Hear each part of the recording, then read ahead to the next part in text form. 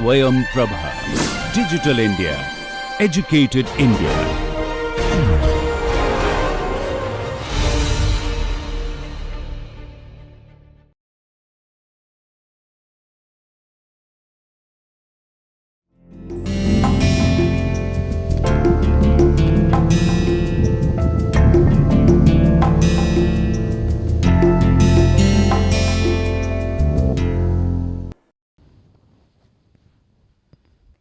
Hello dear learners, welcome to the session of Managerial Economics. I am Dr. Supriya Jain, working as an assistant professor in the Institute of Business Management at GLA University, Mathura.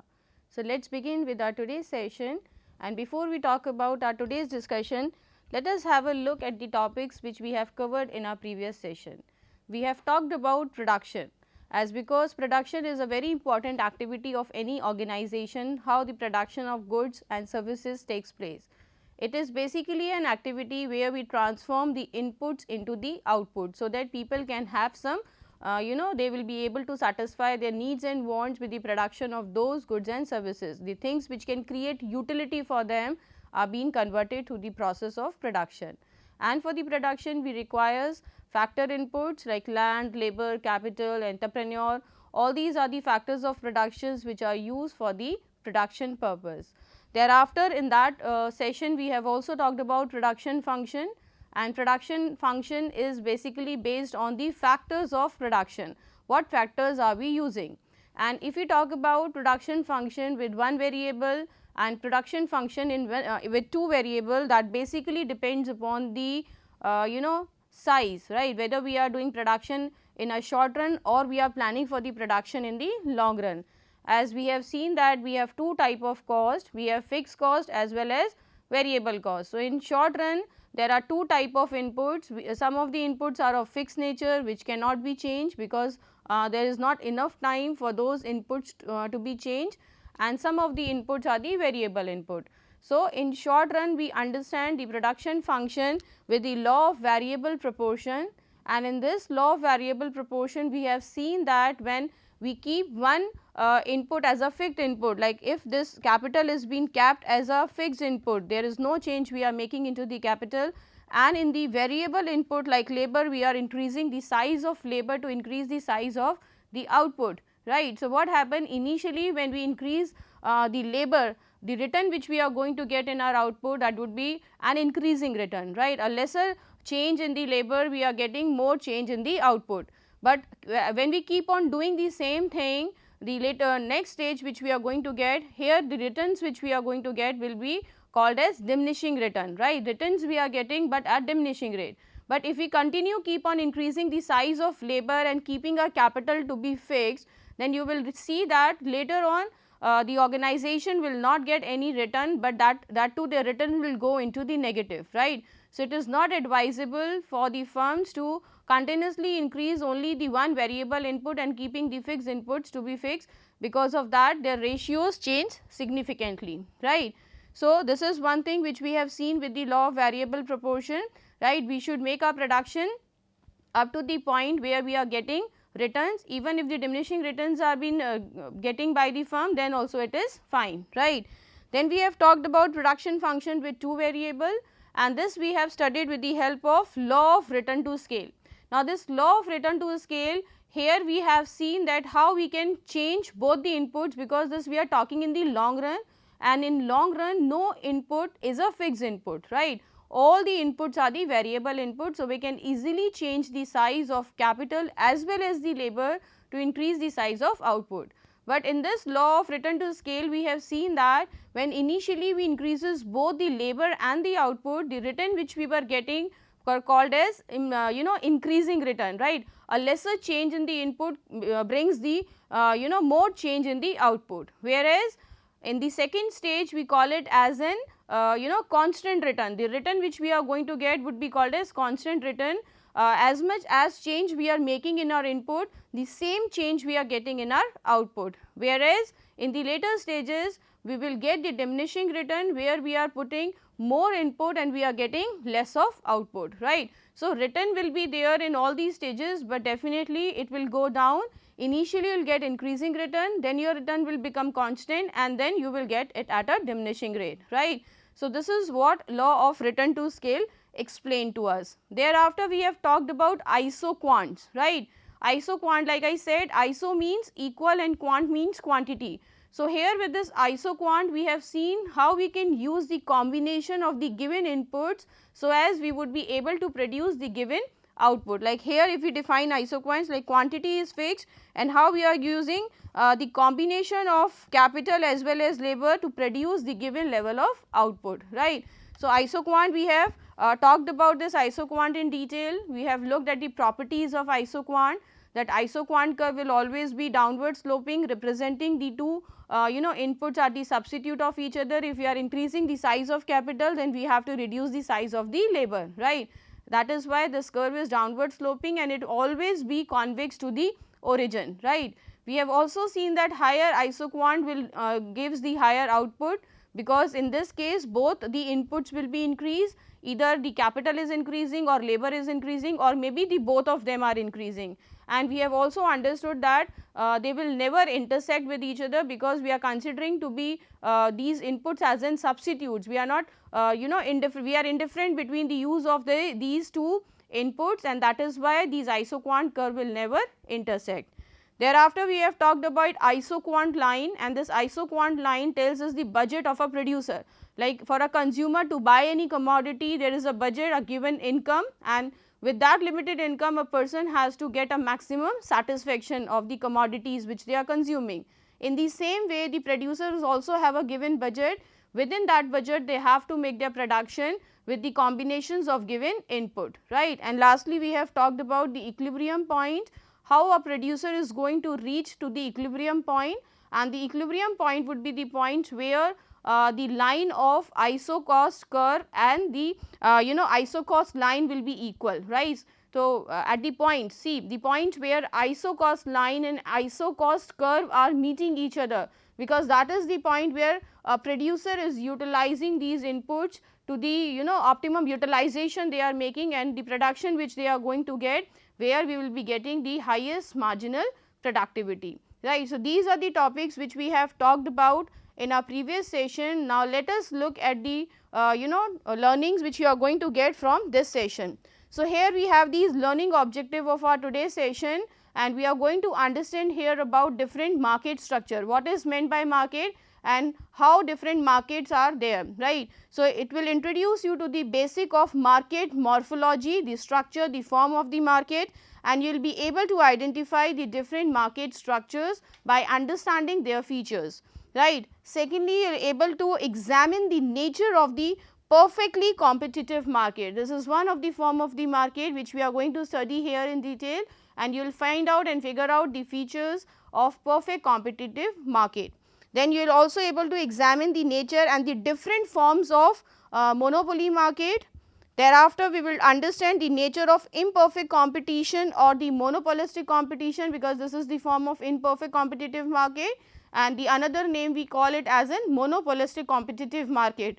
This is basically the combination of previous two market where we have talked about perfect competition as well as monopoly. And lastly, you will be able to examine the nature of oligopoly market. So, this is what you are going to learn from our session today. Let us start with the market. What is meant by market? So, market is a term which you have heard many a times, and it refers to a interaction basically. It refers to the interaction between the buyer and the seller, where sellers are selling their commodities and buying their buyers are buying their commodity at a given price. So, that particular reference where the buyers and sellers are interacting with each other, that is considered to be a market, right. Another definition can be market refers to all such systems or arrangements that will help the buyers and seller to come in contact with each other, so that they can settle the sale and purchase of a good, right, where they are doing their bargainings at what price buyer is ready to purchase and at what price seller is ready to sell. And when they come to a point, the selling and buying takes place, the exchange of goods and services takes place between the buyer and seller, and that situation we refers to as an market, right. So, for market there are few things to be there. One, there should be a seller, there should be a buyer, there should be a product, there should be a price, and earlier we also used to say that there should be a place, but now a time we are not referring or specific to the place, because we are buying things without meeting each other physically or to be present at a specific place, because in today's time we are having this online platforms of buying and selling commodities, right. So, market is particularly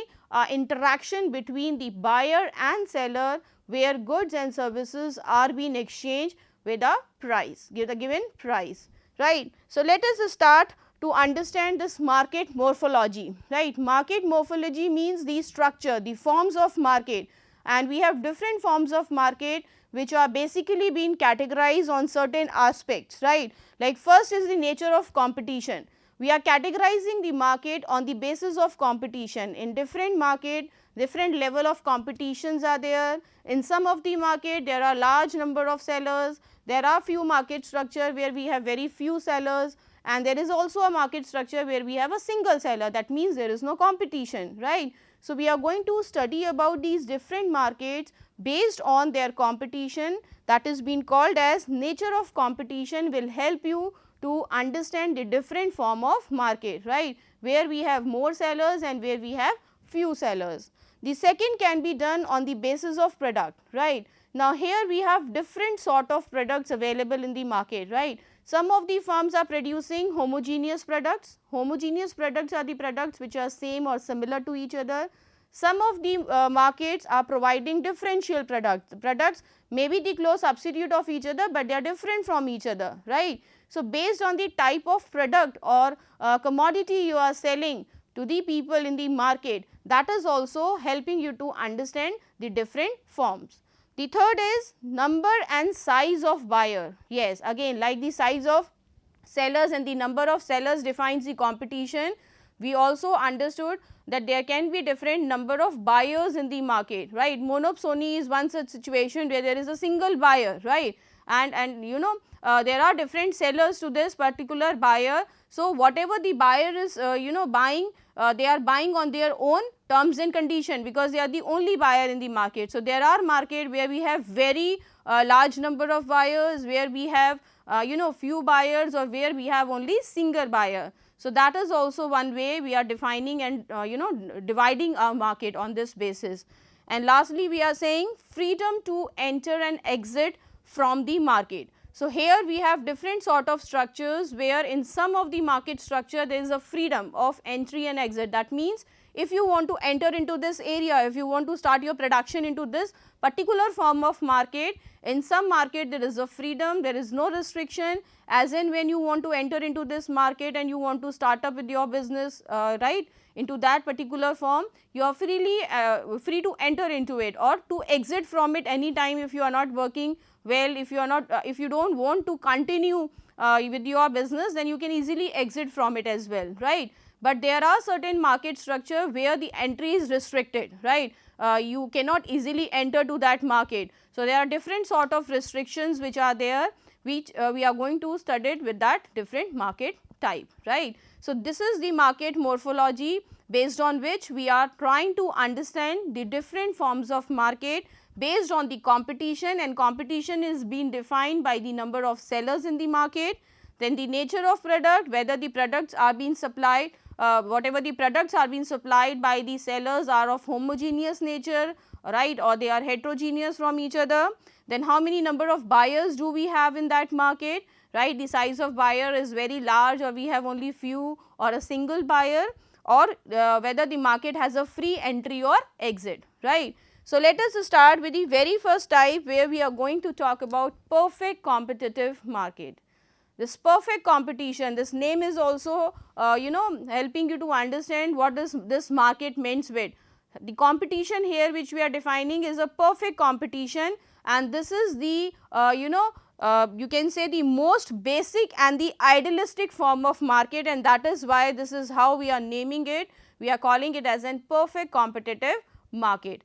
But you can also say that this particular form of market is theoretical as well as hypothetical, right. So, if you talk about the characteristics and the feature of this perfect competitive market, very rarely we find this sort of market available, though we have few features which you can see and find in some of the market, like we have this in the share market, right. But if you talk about the exact composition of all the features to be there in the market for this perfect competition, that is very rarely we are seeing. So, this is the most basic and the ideal form of market, but definitely this form of market is a theoretical and hypothetical form, right. So, now let us start with the features of perfect competition. How are we going to characterize this market? What are the different features do we have in this market? Let us start with the very first point where we are saying we have presence of large number of buyers as well as seller. So, in a perfect competitive market, there are large number of buyers and the large number of sellers. So, first two points which we have discussed in the market morphology, you can say that based on the competition and the number of buyers do we have. So, that they both are very large, right. Suppliers are in large number as well as buyers are in large number.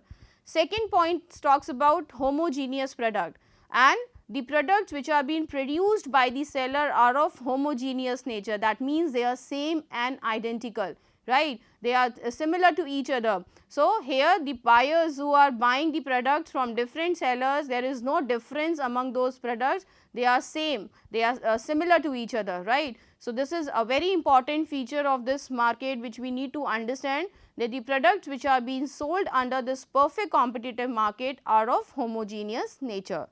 The third point talks about freedom of entry and exit.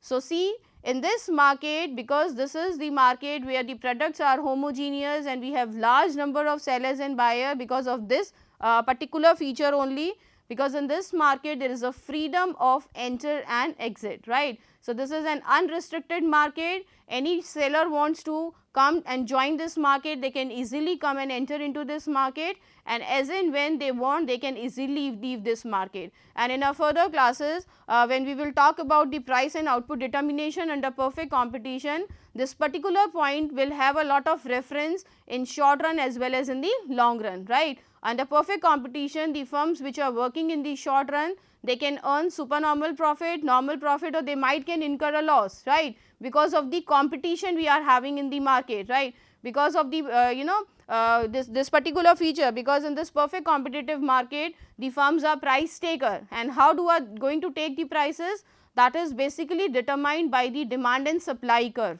right. And whereas under the perfect competitive market, the firms working in the long run will only earn normal profit. Because of this freedom of entry and exit, the firms who were making the loss in the short run will exit from the market, because it will be difficult for them to survive in the long run, and the firms which were earning supernormal profit. Supernormal profit is the profit where your average revenue is greater than average cost, right. So, in this case the other suppliers will get attracted, right. When some firms earn supernormal profit in the short run, they attract the new sellers to the market, and when more people will be there into the market, their cost of production will be higher, which will ultimately reduce their profit margin, and every firm will earn only normal profit. So, this we are going to discuss again in our lecture, where we will talk about price and output determination under perfect competition. So, for now, to understand this, freedom of entry and exit says that any new seller can enter into this market and any existing seller can exit from this market. Then there is a perfect knowledge. This is very important to understand, because here in this market the buyers are having perfect knowledge of the market. They know each and everything regarding the quality, regarding the price, everything of the product, right. No seller can make a buyer fool, right. Nobody can say that the product is better than the other or can charge higher prices from them, right. So, consumer have a complete knowledge of this market. They are aware of prices, they are aware of the quality of the commodity. So, no buyer, no seller can cheat them, or they can charge the prices as in what they want to, right. Then we have perfectly elastic demand curve, right. Perfectly elastic, if you remember guys, we have talked about this under the price elasticity. We have different type of elasticities, where we have perfectly elastic demand curve, where we have perfectly inelastic demand curve. The elasticity is relatively elastic or relatively inelastic, or there is a unitary elasticity, right. So, where what we are talking here is under perfect competition, the demand curve of this perfect competitive market is perfectly elastic, and how do we represent it? We represent it with the horizontal line, right. So, this is basically the horizontal line which says that on y axis we have price and on the y axis we have quantity, right. So, here we are saying that even if there is no change in the price, that causes lot of change in the quantity, right. So, here the demand curve will be perfectly elastic, where the average revenue of the firm will be equals to the marginal revenue. Here there is a perfect mobility of factors of production. Factors of production we all know are used for the production of goods and services, right. So, what are we trying to say here is perfect mobility means the factors of production are perfectly mobile from one seller to the another seller, because the commodities which they are selling are of homogeneous nature, they are same, they are similar, they are identical to each other, right. So, there is a perfect mobility, the same set of skills are being required by one seller are the same which are being required by the other seller. So, the factors of productions are perfectly mobile, they can move from one seller to the another seller very easily, right, that is what it means. And then we are saying there is no government intervention. Yes, this is again very true. Under this perfect competitive market, government intervention is not there, government is not restricted this market in terms of anything, because this market is basically being governed by the market forces, they are demand and supply. So, demand and supply are the two forces which regulate this perfect competition market, and that is why the firms who are working under perfect competitive market, they are the price taker, right, they are not the price maker. The sellers are not deciding the prices themselves for their product, they are taking the prices from the market, and these prices are taken up based on demand and supply. Suppose if we all know about the demand and supply curve, or this is your demand curve which represent that there is an inverse relationship between the price and the quantity, whereas this is the supply curve which represents then whenever there will be a higher price, supply will be more. So, this will be the price which is going to be determined, OP will be the price for selling this OQ output under this perfect competitive market, and if there is any change going to take place, suppose if the demand increases, so demand curve will shift towards right and supply remains the same. So, when demand increases, supply remains the same, the price of the commodity will go up. Vice versa, if the demand decreases, keeping the supply same, the price of the commodity goes down. Okay. So, with the interaction of this demand and supply, we determine the prices. So, no seller under this market is keeping the prices of their commodity, rather they take the prices from the market and accordingly they sell it. So, these are the features of perfect competitive market, where we are saying the number of sellers are large as well as the buyers are very large. The products which they are supplying are of homogeneous nature. In this market, there is a freedom of entry as well as exit. Consumers are having complete knowledge of the market, right. The demand curve under this perfect competitive market is perfectly elastic, and there is a perfect mobility of factors of production, because same set of skills are being required in different firms because they are producing the similar nature of commodity. There is no government intervention and the firms are the price taker, right. Moving ahead, let us move to the next market structure where we have monopoly, right. What is meant by this monopoly market and how are we going to understand? See, you can see here there are two words we are using, mono and poly. This also been written here, they are taken from Greek. Mono means single and poly means the buyer, right. So, this is how we call it. There is a single buyer, single seller in the market, right. Polo means a seller and mono means a single. So, person who is a single seller in the market, that market would be called as monopoly market. So, monopoly market is a market where there is a single seller of a product which has no substitute, right. The product which does not have any substitute, that market is being called as monopoly market. And if we look at the feature of this monopoly market, how we are going to understand what are the features of this market. So, very first feature is already been clear to every one of you, that there is a single seller, right. He is the only seller in the market, there is no competition in the market, the product which is being sold by the person is the only one, right. Single product he is selling, because there is no close substitute of this commodity. So, there is a single seller and a single product which he or she is selling, then there is no difference between the firm and industry. Yes, again you can say that because the person is the single seller in the market, there is no new firm, and industry is what? Industry is basically the group of firm dealing in a same product line. So, when we are saying that there is a single firm in the market, you either call it as a firm or you can call it as an industry, right. Then there is a price maker, yes, definitely, because this monopolist is a single seller in the market. So, whatever the price he keeps for his commodity, he determine himself, right. He determine his own pricing strategy for the commodity depending upon the price elasticity of the commodity, right. If the product is of elastic nature, then definitely a monopolist has to keep their prices low to increase their profit margin, and if the product is of inelastic nature, then definitely the monopolist can charge higher prices, right. He is the independent decision maker. He decide where to stop and up to what production he has to make, right. We have talked about this optimum point in the short run and the long run cost curve, at which point we should be producing so that our cost of production is minimum. But monopolist is not concerned with all these things, because he is the single seller, he has the capacity to determine the prices of his own. So, he independently decide himself up to which level he want to produce, so that he can decide like what how he is going to generate his profit, right. How much production he should do depending upon the demand of the commodity, right, and accordingly he can charge the prices. Then we are saying that in this market there is an restrictive entry, and because of this feature only we are able to understand this market clearly, and that is why we have single seller, right, because this market is restrictive market, nobody can easily enter to it, right. So, there are different ways to get the to get this monopoly, right. So, the restriction needs to be understand what kind of restrictions are there, why people are not able to easily enter into this market, and whosoever has entered into that market is having that monopoly power. And lastly, we are saying there is a price discrimination. Yes, this is one of the very important feature which need to be understood in detail.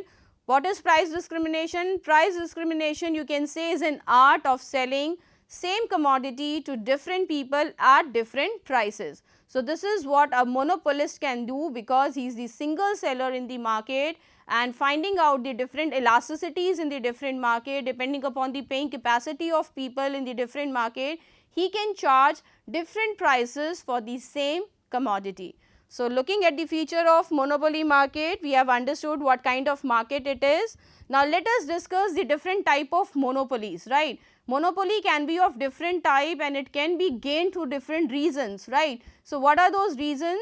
How people are having this monopoly power? So, very first point says about legal monopoly, right. Monopoly can be gained through legal authorities by getting some restrictions from the government restricted that area, right. Government does not allow any individual to enter into that area. So, that particular area will be restricted area, and this restriction arises out of this legal conditions, right. So, it is created when the government restrict the entry of the other players into a particular market, right. That does not allow anybody to enter into this market. So, that particular market monopoly would be considered to be as a legal monopoly, right. In order they want to keep the controls in their hand, and that usually happens in the public utility services, right, where the demand is of inelastic nature. So, government knows, because government these public utility services, government wants to keep them with themselves, because they know if the private individuals will enter into this area, they will charge higher prices because of inelastic demand, and that will exploit the customer. So, to reduce that exploitation or to stop that exploitation, government usually keep these public utility services which are of inelastic nature with themselves and does not allow anybody to enter into this area. So, it gives them the legal monopoly.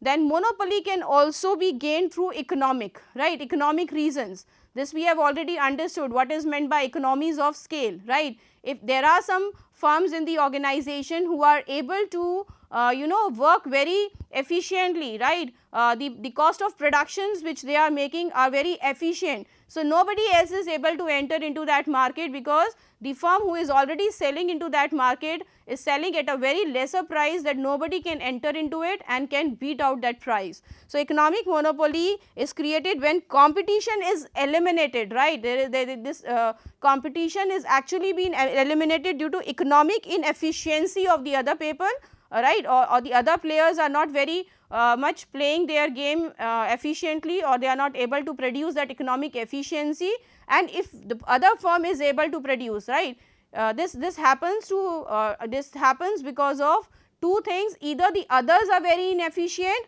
or it is because of the superior efficiency of a particular player. If a particular player in that particular industry is able to produce that kind of economic efficiency, that means that person can gain this economic monopoly because of the insufficient economy they are providing. The other players are not that much efficient economically, right. So, that is what is called as economic monopoly.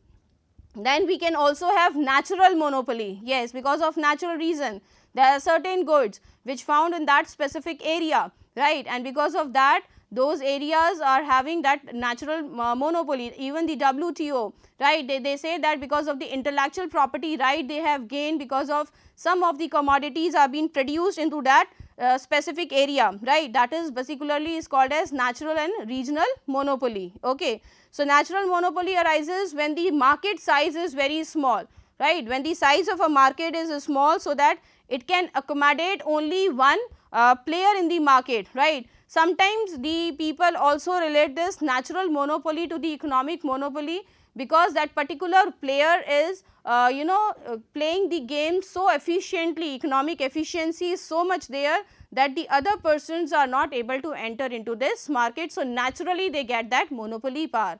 And last was your regional monopoly, like I was saying, right, because of some regions, right, because of that particular good and services are available in those regions only, and because of that people can have this regional monopoly power as well, right. So, some geographical and theoretical aspects help in creation of monopoly, like for example, specific herb, plant or seeds which are covered into that area, right, and if the people of those regions have taken the intellectual property right, IPR, right, in short we can call them, of those herbs, plants and seeds, so they will have their monopoly into that area, right. So, these are the different types of monopolies which can be there, but monopoly is a market which we need to understand that here in this market there is a single seller, he is the price maker, he determines he has independency of taking his own decision, and the product does not have a close substitute in the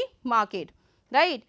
Now, looking at the important feature of this monopoly market, where we have talked about price discrimination, and like I said, price discrimination is one of the important characteristic of this monopoly market, where he can charge different prices from different people for the same commodity, right. Now, looking at the prerequisites of the price discrimination, before a monopolist can go with the price discrimination, what are the prerequisites? Like the first one is market control. Definitely a person who is not able to control the market cannot go with this price discrimination. As being a single seller into this market, he has a full control over the quantity as well as on the price, and that is why he is able to control the market and can have a discrimination among the prices, right. So, first of all, that person can only go with the price discrimination who has a market control, and monopolist can do it very well because of being single in this market. Then second is division of market. Yes, this is again important.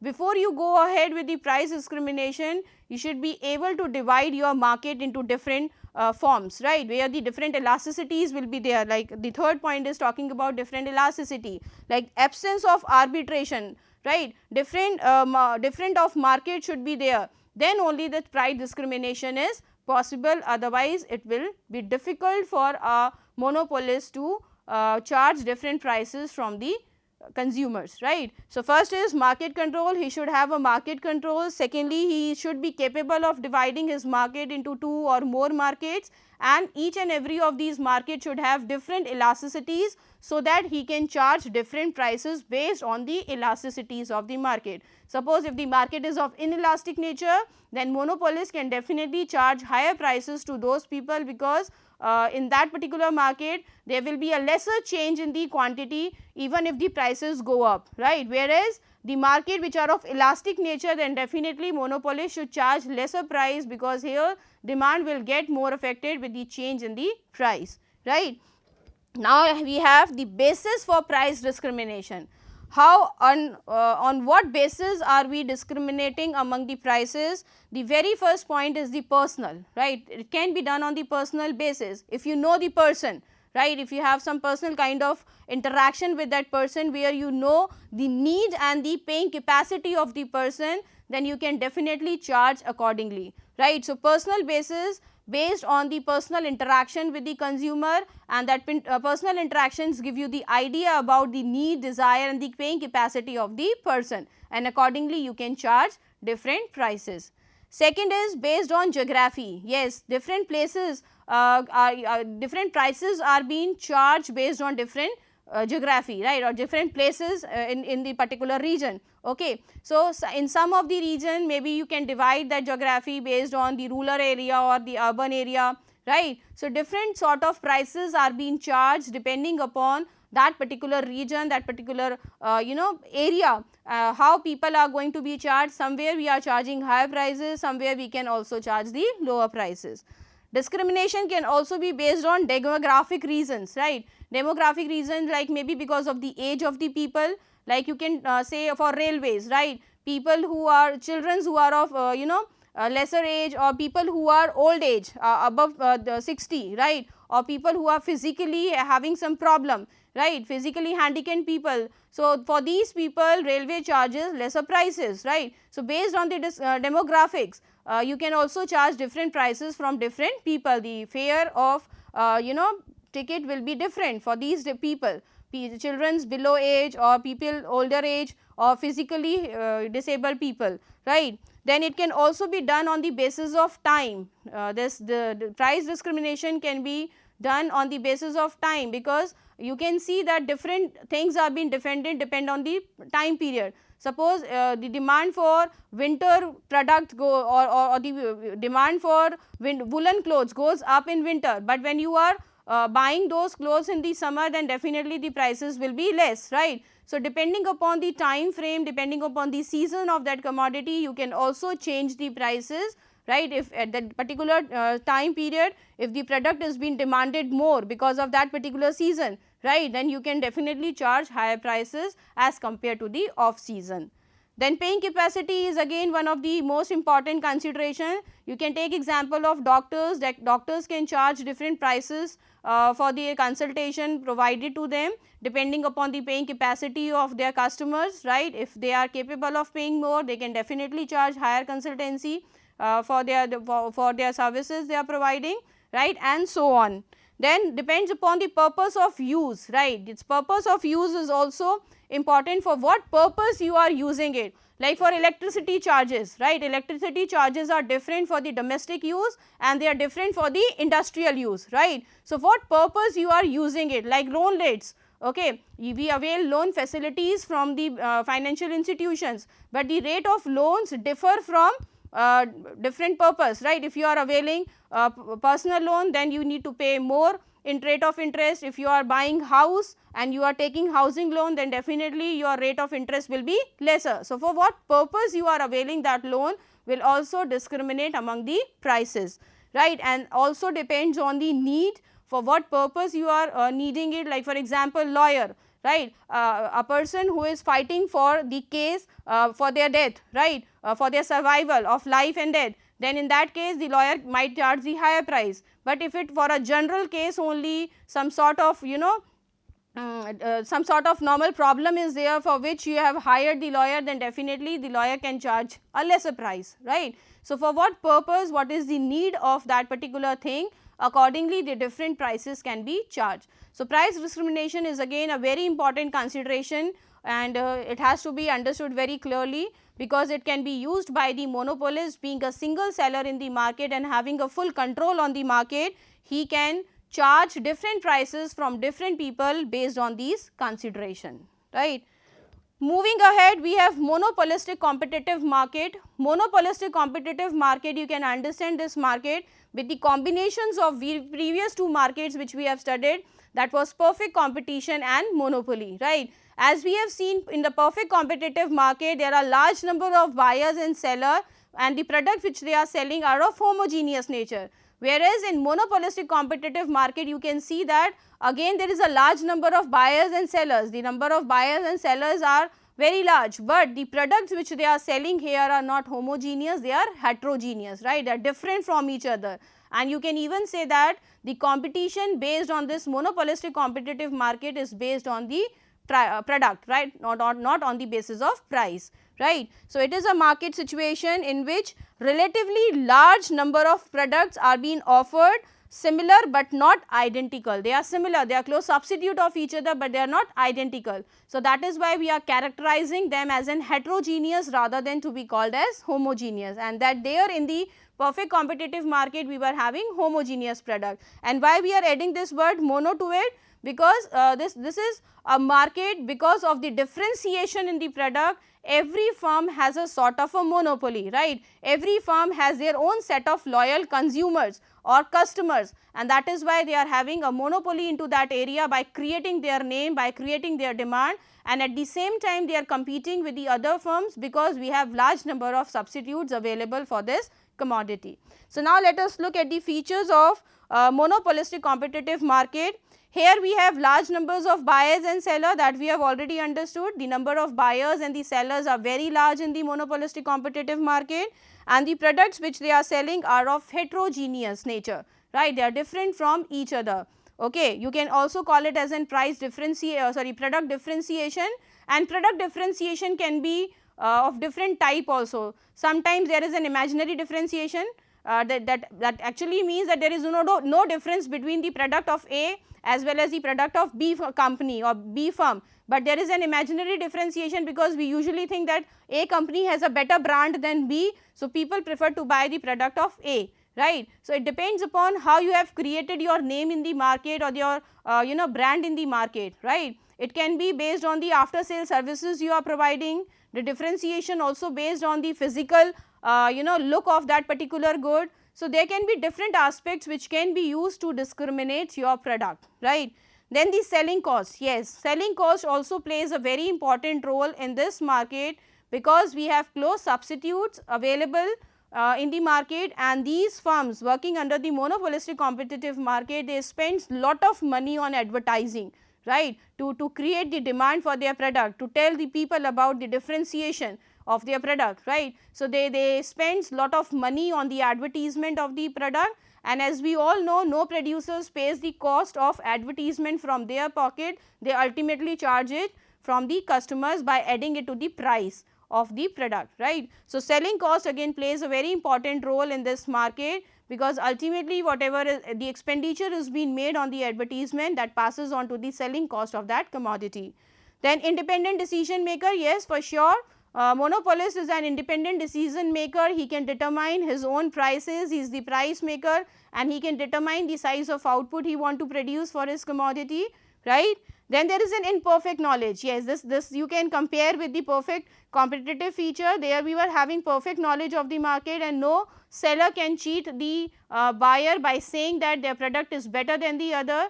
So, they were aware of the quality as well as the price in the market, availing price in the market, but here in this monopolistic competitive market, there is an incomplete information, right. Imperfect knowledge is there with the customer, where customers are not aware with the exact quality of the commodity, and any seller can claim that their product is better than the other, and because of that they are charging the higher prices, right.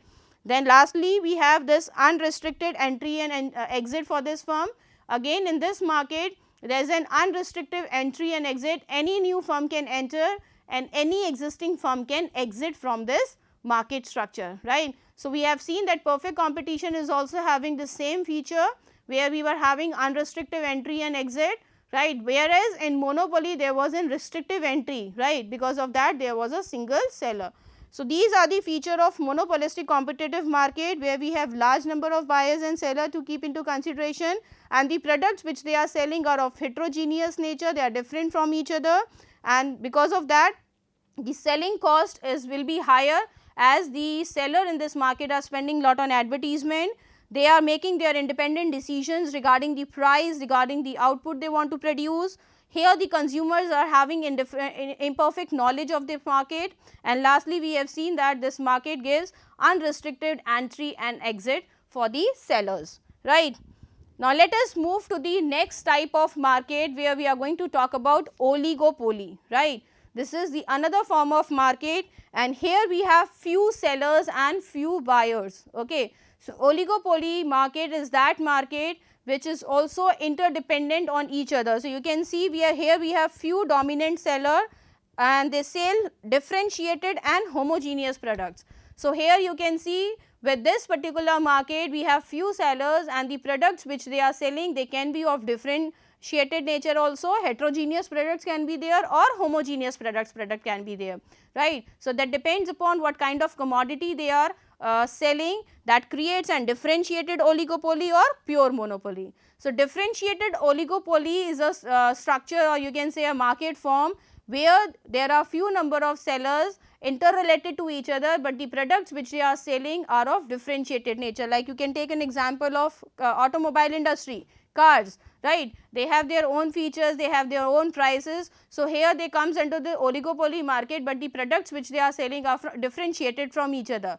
Whereas, if you talk about the pure monopoly, here the products are identical to each other, the products which they are selling are same, like steel industry, right, like petroleum industry, the petrol which they are selling are of same nature, okay. So, these are this is how we define this oligopoly market.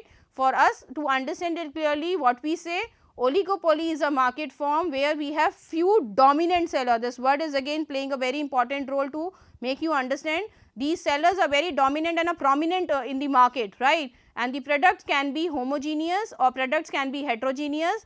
If the products are of homogeneous nature, that will create a pure monopoly, whereas if the products are of differentiated nature, then we call it as an differentiated oligopoly. Now, let us have a look on the features of this oligopoly market, where we are saying here we have few sellers, that we have already understood. Products can be of two type, homogeneous or heterogeneous, and then we can see that there are entry barriers. Though this is not a restrictive market, firms can enter into this market, but definitely because of these reasons which we are going to talk right now, they have the entry areas, like they create a barrier for the people to enter into this market, though they can enter. But because of huge requirements, huge investment requirement, the people working under this oligopoly market, they need lot of capital investments, okay. This is not very easy for you to enter into this market, because this requires a huge amount of capital investment. So, whosoever is capable of making that huge investment will be able to be a part of this oligopoly market, and that is why we have few dominant players in this market.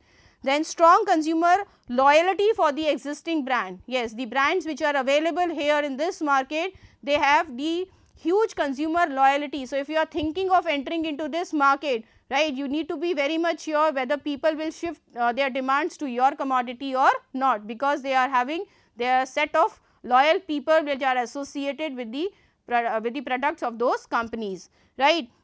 And they have also economies of scale, because they are having a huge capital investment. So, they are working on the large scale, and we have already understood working on the large scale how it provides you the economies, right, how you will be able to reduce your cost by having technical economies, by having labor economies, financial economies, right. You can also have managerial economies. So, all these economies will reduce your cost. So, if anybody else will enter into the market and will make this kind of huge investment and will not be able to generate the profit, then there is no point of getting into it. So, this actually provides a kind of a entry barrier to the people to enter into this area, and therefore, we have few sellers.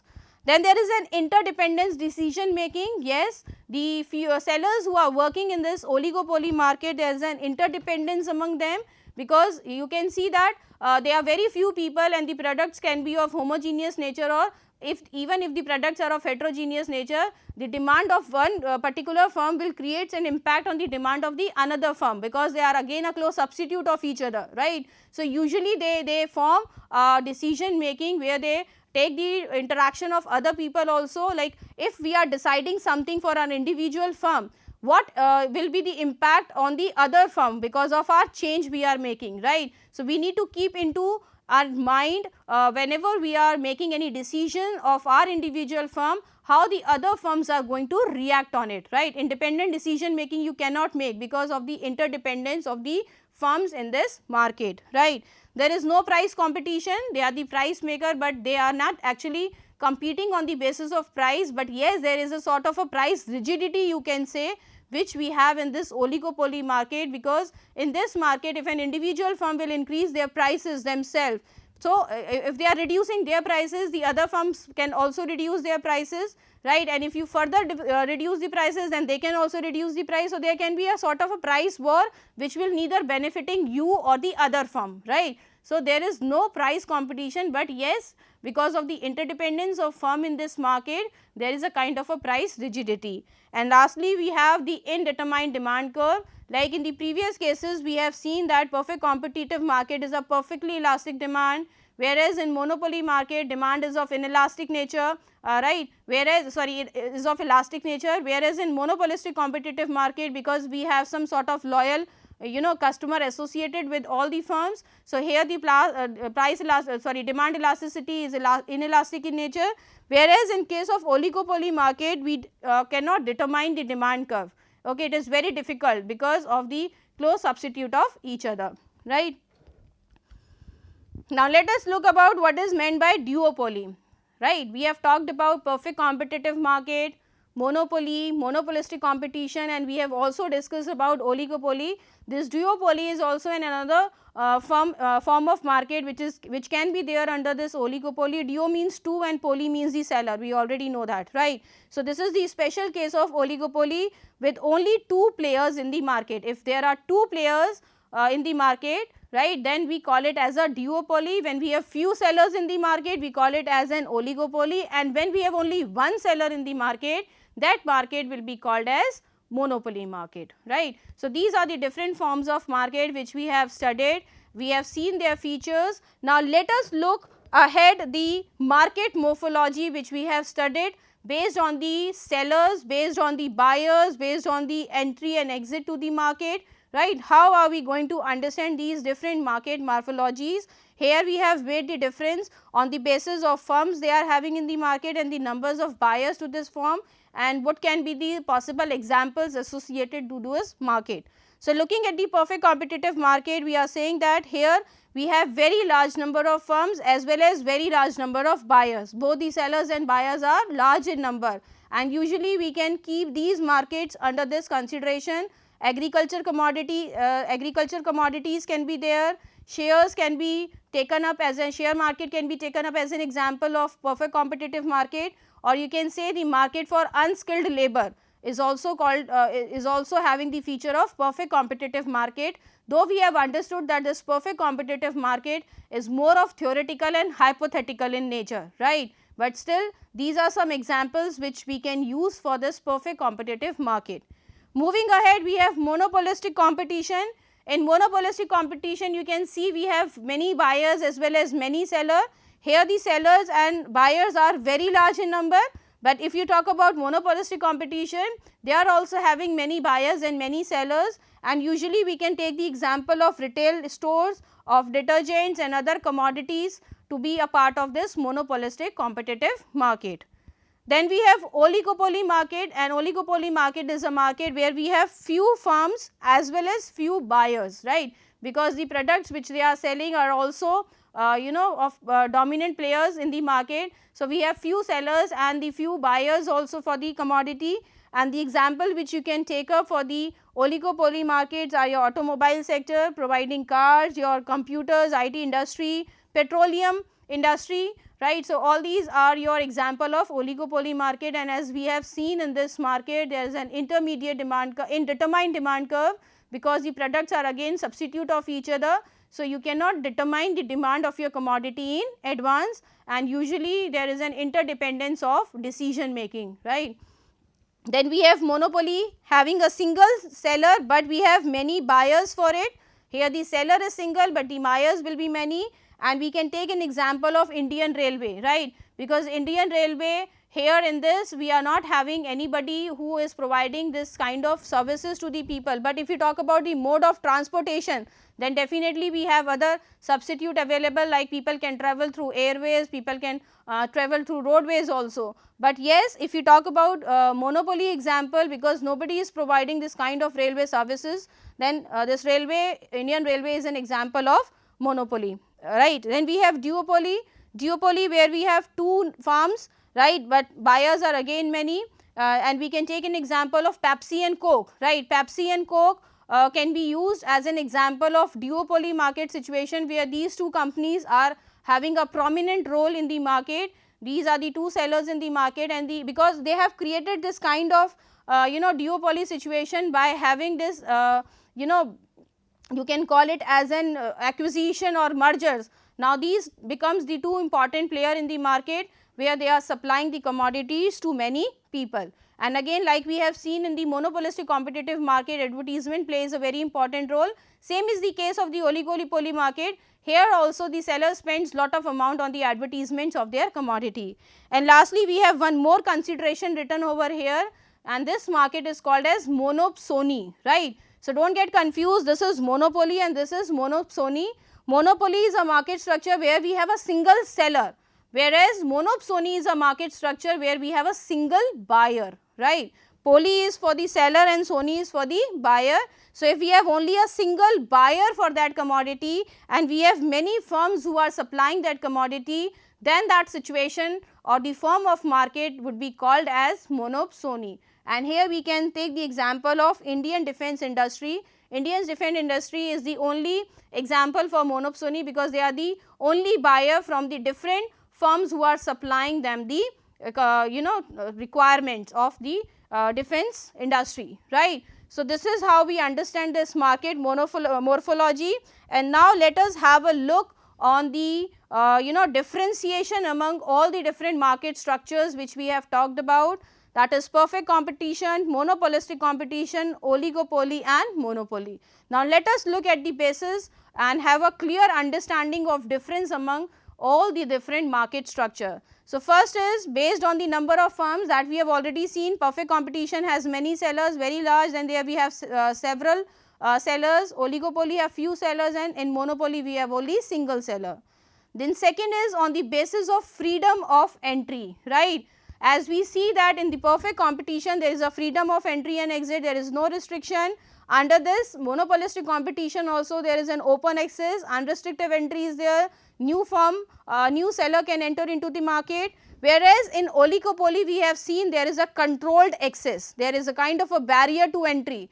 Though there is not an unrestricted entry, but yes, there is a controlled access, and that is usually because of the huge investments requirement, right. Nobody is capable of having that much of huge investments in the capital, right, and because every set of existing brand have their own set of loyal customers associated to it. So, there is a kind of a control access under this oligopoly, whereas in monopoly we can say that there is a barrier of entry, right, there is a restriction to enter, and that restriction can be based on technical reason, economic reasons or legal reasons, that depends what kind of monopoly you are getting. Then if you look at the nature of commodity, we are selling in the different market. In perfect competition market, competitive market, the products are uniform, they are same, similar, homogeneous. Whereas in monopolistic competitive markets, the products are of different consideration, right, differentiation is there. Then we have oligopoly market where the products are of uniform or differentiated nature, and in the monopolistic competitive market, the products are specialized, right, they do not have a close substitute of each other. If you look at the demand implication, in perfect competition it is a perfectly elastic demand curve, whereas in monopolistic competition the demand curve is sloping downward, keeping it as an elastic into consideration, whereas in oligopoly demand curve is of inelastic nature, right, there is a downward sloping demand curve. And again in the monopoly demand curve is downward sloping, which represents that there is a control over the price and is more elastic compared to the oligopoly, right. So, this market is having more inelastic demand. Average size of firms are here small. In the monopolistic competitive market also the size of firms are small, but here in the oligopoly market the size of firms is comparatively very large, as well as in the monopoly also the size of firm is large, being a single seller into the market. Then if you talk about the possible demand consumer demand, here price is unrelated to the quantity produced or sold, right. Here the firms the have ability, because they are the price taker, they are the price maker, and here in the oligopoly market there is no price competition. And in talking about the monopoly, demand will not remain constant, as the firms can increase their output because they are the independent decision maker. Then if you talk about profit making possibility, yes, profit making possibility here is you can not increase your profit by increasing the price, but definitely you can earn profit by reducing the cost, because in the perfect competitive market prices are determined by the forces, that is demand and supply. Here in the monopolistic competition makes no economic profit because of the competition in the market, whereas in oligopoly they can earn good profit by making cartel and collusion. Cartel and collusion means they can make their own group, right, they can take the advantage of monopoly, and here because he is the single seller he can maximize his profit. Then as we know this, in perfect competition there is no government intervention, but here in the monopolistic competition there is a restriction of a government, because they can block the entry by the government rules and regulation. There is again also a restriction of government, because these firms are not allowed to have collusion or to take a power of monopoly with them. And here also in the monopoly there are government interventions by the taxation, price setting, as well as nationalization. And if you look at the criticism of these market, this is not seen in the reality, this is not the ideal situation. Here lot of advertisements are being done, right. Again the agreements made between the firm that depends upon the market based on the fixed quota, and in monopoly being able to make economic profit in the short run as well as in long run, they can use or increase their price inefficiently in their productivity and allocatively, right. So, all these things, all these markets have their own criticisms as well. So, by now I believe that you are clear with these different market structure. So, if you look at the topics of our review today, we have talked about what market is, and we have seen the different forms of market, we have understood their features, and we have also tried to understand the difference among them, where we have discussed about perfect competition, monopoly, monopolistic competition, and oligopoly. And these are the reference books which we have taken for the study of this lecture.